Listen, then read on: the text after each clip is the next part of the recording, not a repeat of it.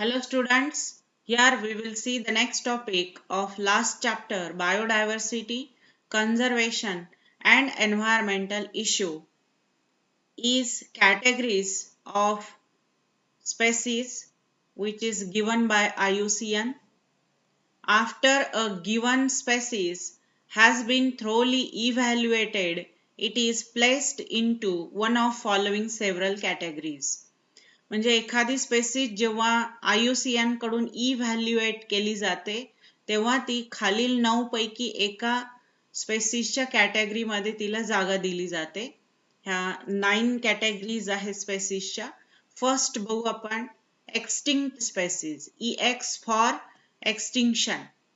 Extinct species, a designation applied to species in which the last individual has died or is not recorded.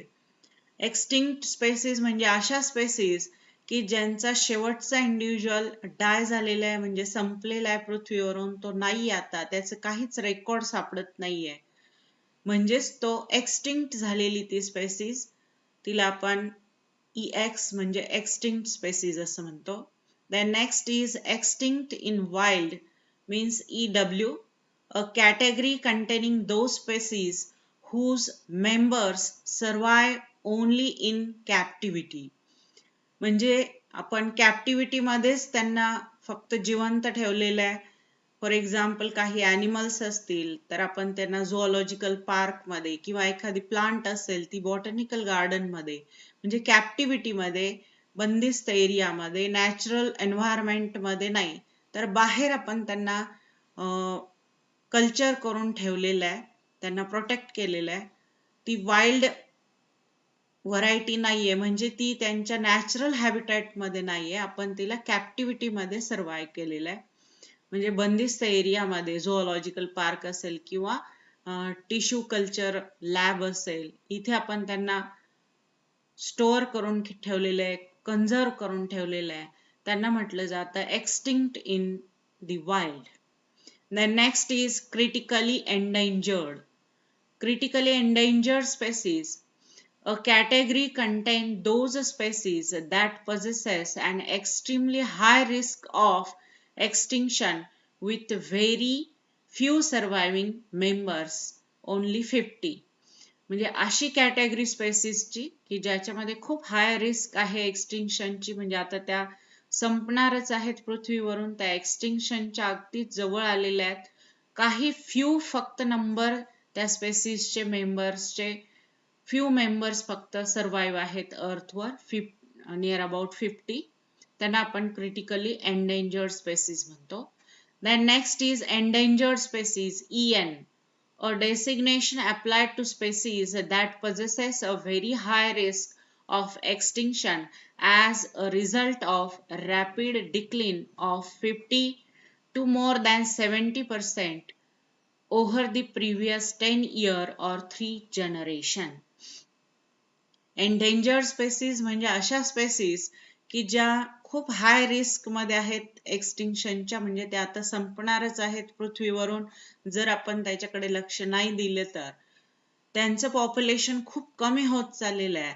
50 पासून ते more than 70% त्यांचं population संपलंय मागच्या 10 वर्षामध्ये किंवा 3 जनरेशन मध्ये. जवळजवळ 50 टू मोर दॅन 70% संपलेली स्पेसिस म्हणजे endangered.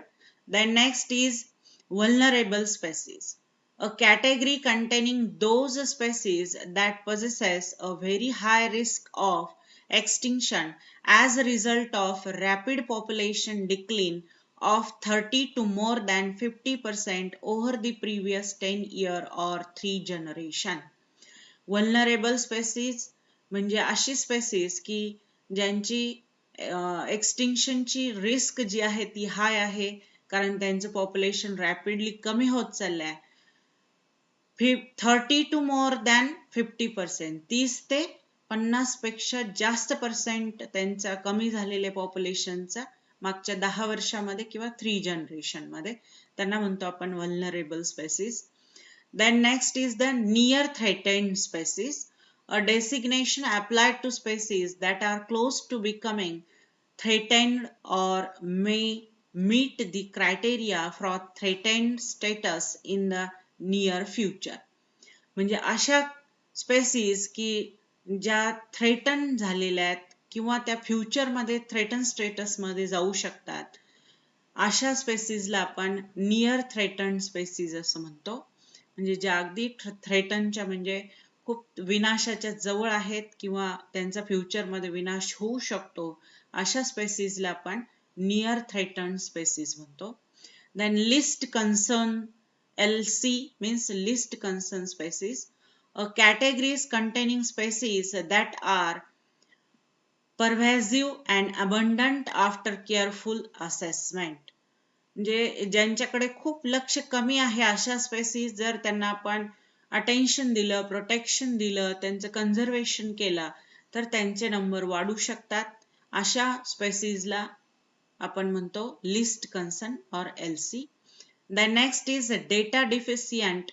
DD means data deficient, a condition applied to species in which the amount of available data related to its risk of extinction is lacking in some way. म्हणजे एखादी species extinct होत चाललेली आहे अर्थवरून, संपत चाललेली आहे, परंतु त्याचा जो डेटा आहे रिस्क, हाय रिस्क जी आहे एक्सटिंक्शनची, म्हणजे का ते निघून चालले, रिस्क मध्ये का आहेत, एक्सटिंक्ट का होत आहे, याचा जो डेटा आहे तो कमी पडतोय, कुठेतरी लॅकिंग झालेले ते म्हणजे हरवलेला आहे, थोडक्यात त्याचा डेटा आपल्याला मिळत नाहीये, तर तशा स्पेसीजला आपण डेटा डिफिशियंट स्पेसीज म्हणतो.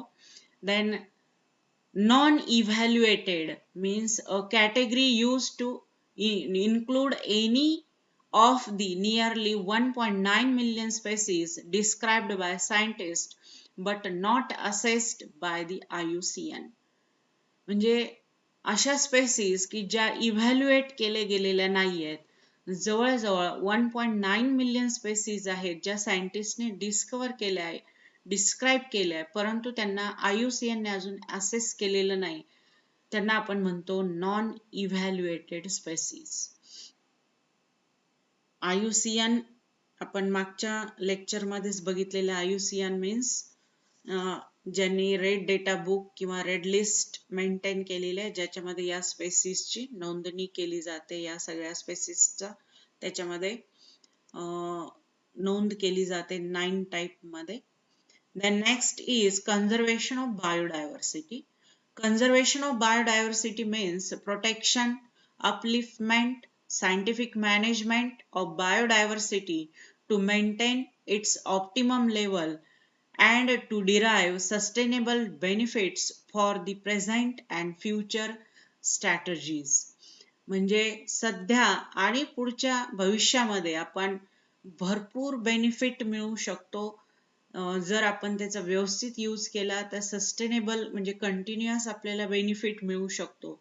जर आपण त्या बायोडायव्हर्सिटीला प्रोटेक्ट केलं, अपलिफ्ट म्हणजे उद्धार केला, मॅनेजमेंट केले सायंटिफिकली, त्यांची ऑप्टिमम लेवल ठेवली, त्यांना खूपच कमी होऊ दिलं नाही. एखादी स्पेसीज आहे, ऑर्किड आहेत वगैरे, आपण खूपच जास्त अपरूट केले नाही, तर काही ऑप्टिमम लेवलला त्यांना मेंटेन केलं, म्हणजे आपण बेनिफिट मिळवतोय, परंतु सस्टेनेबल बेनिफिट मिळवतो त्याच्यापासून, प्रेझेंट आणि फ्युचर मध्येही मिळू शकतो.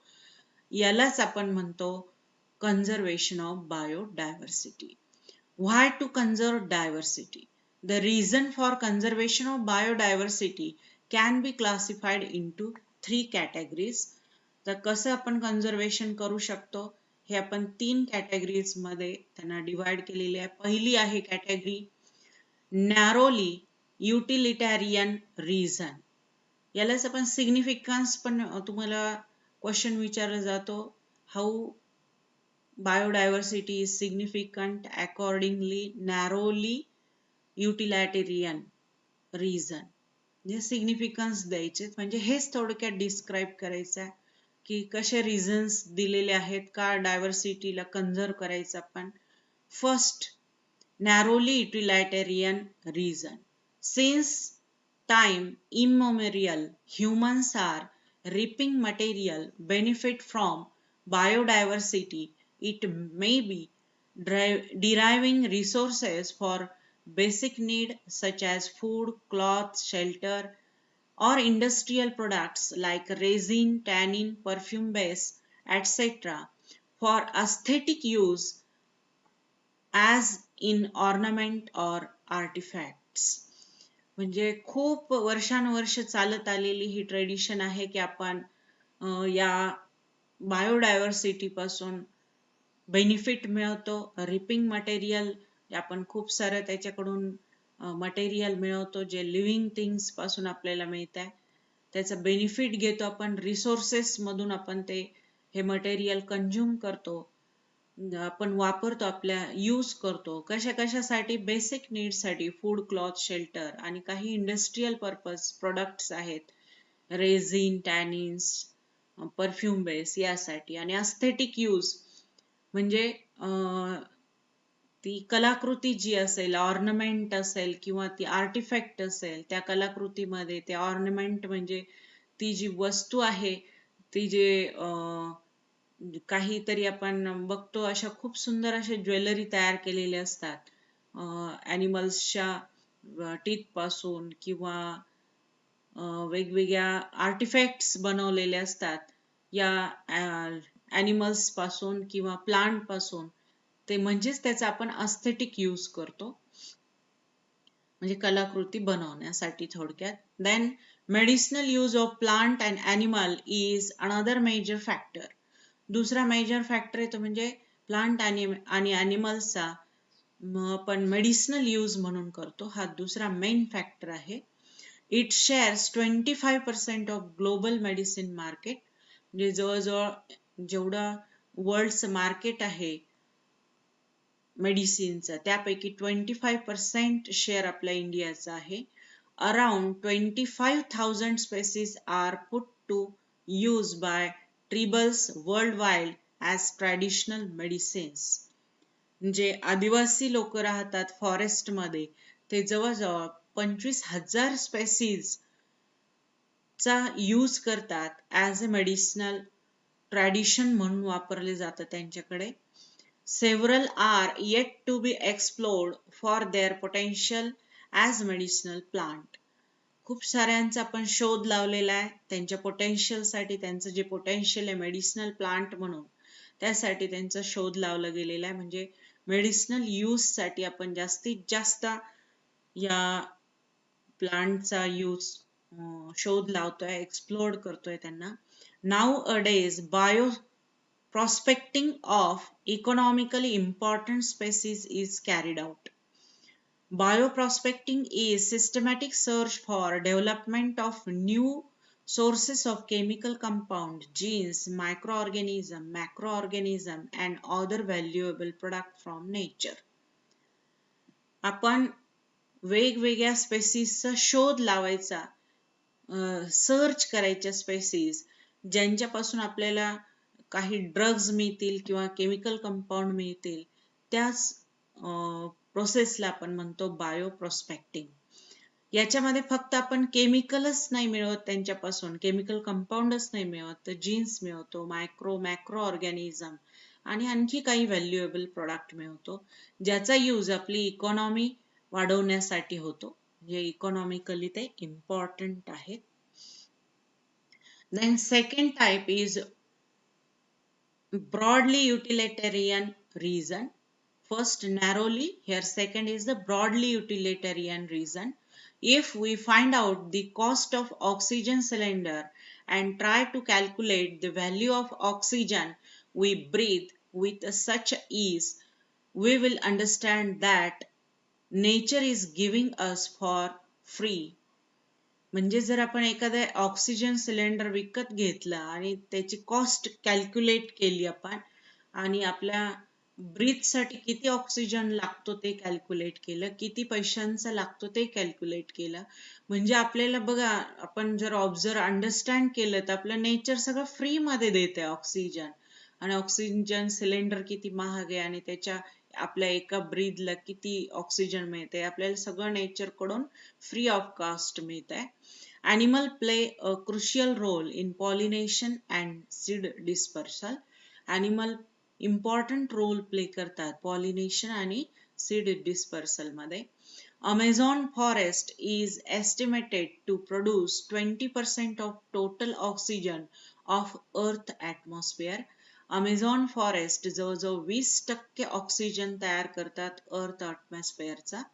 We need to consider recreational use of diversity too. Recreational use करतो आपण biodiversity चा. You must have come across the news about devastating fire in Amazon rainforest in August 2019. आपण रिक्रेशनल यूज करतो म्हणजे आपल्या उपयोगासाठी, आपल्या स्वतःच्या बेनिफिटसाठी आपण डायव्हर्सिटीचा यूज करतो. आपण जर ऑगस्ट 2019 न्यूज पाहिली असेल तर अमेझॉनच्या रेन फॉरेस्टला आग लागली होती, जी खूप खतरनाक होती. डिवॅस्टेटिंग म्हणजे खूप जास्त धोका ज्याने झाला होता. There are mainly caused in Brazil and are man-made more than natural. आणि ही जी आग होती ती काही नॅचरली लागलेली नव्हती, ती मॅन मेड होती. आणि या फायर मध्ये खूप सारे थ्रेटन झालेलं आहे. जवळजवळ ही त्या आजूबाजूला राहणाऱ्या लोकल पॉलिसीज आहेत, बर्न पॉलिसीज आहेत लोकल एरिया मधल्या लोकांच्या, ज्या रिक्लेम करतात फॉरेस्ट लँडला. ह्या ज्या वेगवेगळ्या लोकल लोक आहेत तिथली फॉरेस्टच्या मध्ये राहणारी, आजूबाजूला राहणारी, त्यांनी रिक्लेमेशन केला फॉरेस्ट लँडचा. म्हणजे जवळजवळ 9,06,000 हेक्टर एरिया जो आहे टावरिंगचा म्हणजे उंचावरचा, त्याचं सपाटीकरण केलं स्वतःच्या यूज साठी. ऍग्रिकल्चर म्हणा किंवा बिल्डिंग बांधण्यासाठी म्हणा, त्याचा यूज केला, रिक्लेमेशन केला. म्हणजे हे 2019 मध्ये घडला. याच्यापासून आपल्याला थोडा विचार करायला पाहिजे, आपण रिथिंकिंग करायला पाहिजे की आपण काय करतोय, आपला ॲटिट्यूड काय आहे नेचर विषयी. तर हे थोडंसं आपण ह्युमनने थिंकिंग केलं पाहिजे. या ब्रॉडली युटिलायटेरियन रिझन मध्ये ते येतं. Then last reason is ethical reason. We have no right to destroy the diversity simply because we share the earth with them. All living beings have equal right to survive, irrespective of their known or prospective economic use. कोणाला आपल्याला मारण्याचा, त्यांना destroy करण्याचा हक्क दिलेला नाहीये. आपल्याला कसलाच right नाहीये कोण डायव्हर्सिटीला डिस्ट्रॉय करण्याचा. आपण अर्थ आपल्या बरोबर ती शेअर करते डायव्हर्सिटी, म्हणजे आपण त्याचा नाश करू शकत नाही. प्रत्येकाला जिवंत राहण्याचा सारखा हक्क आहे, इक्वल राईट्स आहेत सर्वायवलचे. आणि त्या प्रत्येकाला इकॉनॉमिकल यूज आहेत, प्रॉस्पेक्टिव्ह आहेत स्वतःचे. हे 3 कॅटेगरीज आपण बघितल्या: नॅरोली युटिलायटेरियन, broadly युटिलायटेरियन and ethical reasons for conservation of biodiversity. Then how do we conserve biodiversity? Conservation means sustainable use of natural resources. There are 2 main types of conservation strategies.